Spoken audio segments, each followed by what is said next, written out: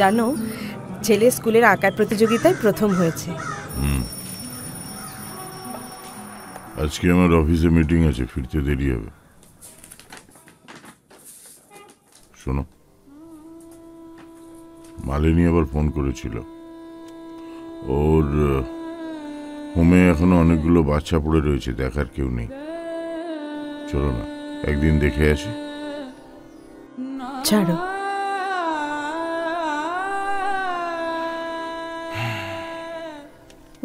উঠে পড়ো সোনা। এ নাও জল খাও, ওঠো। কি হয়েছে সোনা? কি হয়েছে মা? কি হয়েছে?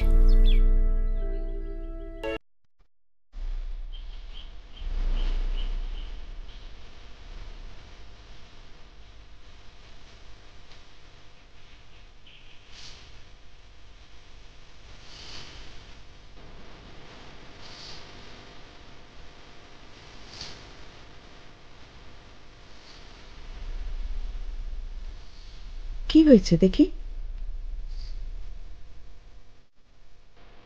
হোমকৃত যুদ্ধের বাদ্য সংগ্রহ করিবারে সমনের খাদ্য, সাজিয়াছে ওরা সবে উৎকট দর্শন, দন্তে দন্তে ওরা করিয়াছে ঘর্ষণ।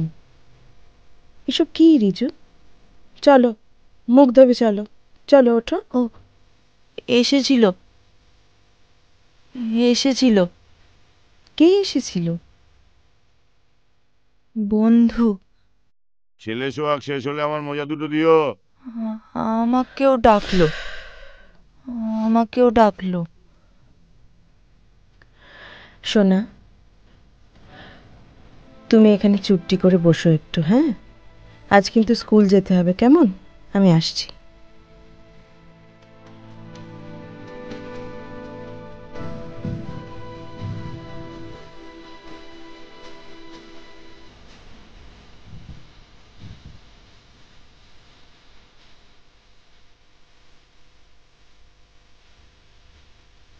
বন্ধু,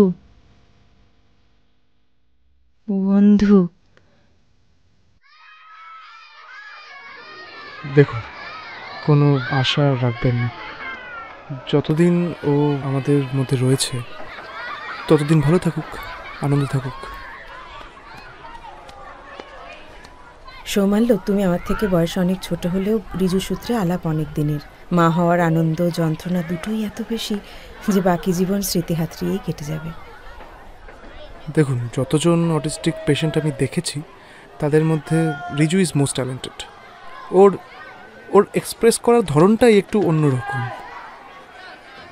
কিন্তু ওর এপিলেপসি আছে and he is the patient of acute depression.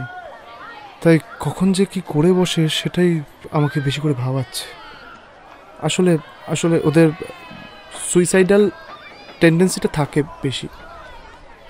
আমার হোমে এই এত ছেলেমেয়েদের মধ্যে প্রায় অর্ধেক ছেলেমেয়েই মানসিক অবসাদগ্রস্ত। আর ভাগ্যের কি পরিহাস জানেন, ওরা সেটা আমাদের মতো করে প্রকাশও করতে পারে না।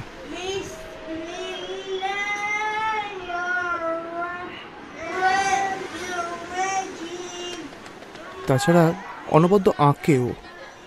আমি ভাবছিলাম যে আমার হোমের বন্ধুদের নিয়ে যদি একটা আর্ট এক্সিবিশন করা যায় তাহলে। তবে এর বিষয় কি রাখবো এখনো ভাবিনি। মা, লেখা লেখা।